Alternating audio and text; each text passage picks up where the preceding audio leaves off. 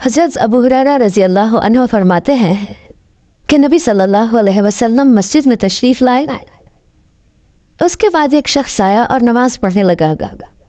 نماز کے بعد اس نے آ کر نبی کریم صلی اللہ علیہ وسلم کو سلام کیا. آپ نے سلام کا جواب دے کر فرمایا کہ واپس جا کر دوبارہ نماز پڑھو کیونکہ تم نے نماز نہیں پڑھی. چنانچہ اس نے دوبارہ نماز پڑھی اور واپس آ کر پھر آپ کو سلام کیا.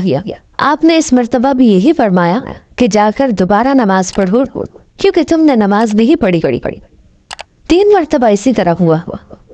آخر اس شخص نے کہا کہ اس ذات کی قسم جس نے آپ کی بعثت حق پر کی ہے، یعنی حق کے ساتھ آپ کو نبی بنا کر بھیجا ہے، میں تو اس سے اچھی نماز پڑھنا نہیں جانتا تھا، اس لیے آپ مجھے اچھی طرح نماز کی تعلیم دے دیجیے.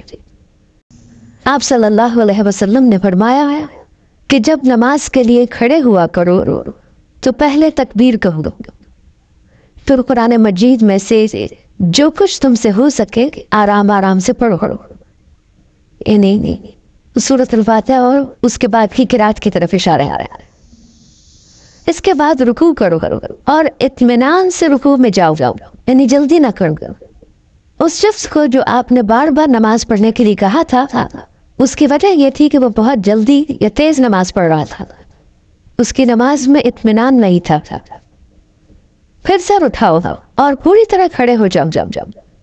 پھر جب سجدہ کرو تو پوری طرح سجدے میں چلے جاؤ. پھر سجدے سے سر اٹھا کر اطمینان سے بیٹھ جاؤ. دوبارہ پھر اسی طرح سجدہ کرو. یہی طریقہ نماز کی تمام رکعتوں میں اختیار کرو. اس شخص نے قیام، رکوع اور سجود اچھی طرح ادا نہیں کیے تھے، اسی وجہ سے آپ صلی اللہ علیہ وسلم نے اسے نماز لوٹانے کا حکم فرمایا ہے. یعنی جلدی میں پڑھی ہوئی نماز گویا نماز ہی نہیں. اس شخص نے گویا پڑھی ہی نہیں.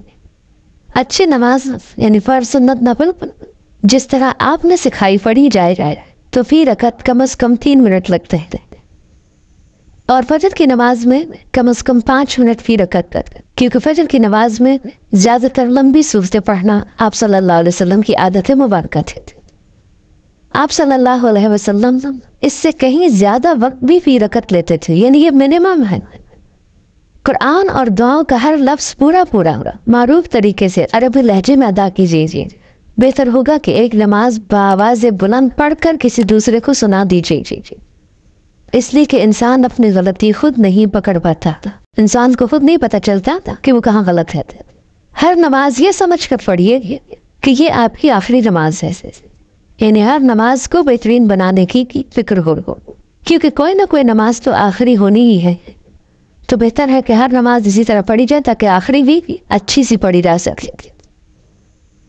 آپ صلی اللہ علیہ وسلم کی پہلی رکعت کے قیام کا اندازہ عام طور پر بقدر 30 آیات قرآنی اور دوسری رکعت کے قیام کا اندازہ اس کا آدھا تھا، یعنی پہلی رکعت طویل ہوتی تھی اور دوسری رکعت اس سے آدھی طویل ہوتی تھی. یعنی اگر پہلی رکعت میں 30 آیات پڑھتے تو اس میں 15 تقریباً. آپ صلی اللہ علیہ وسلم سے فجر اور مغرب کی نماز میں سورہ طور کا پڑھنا بھی ثابت ہے.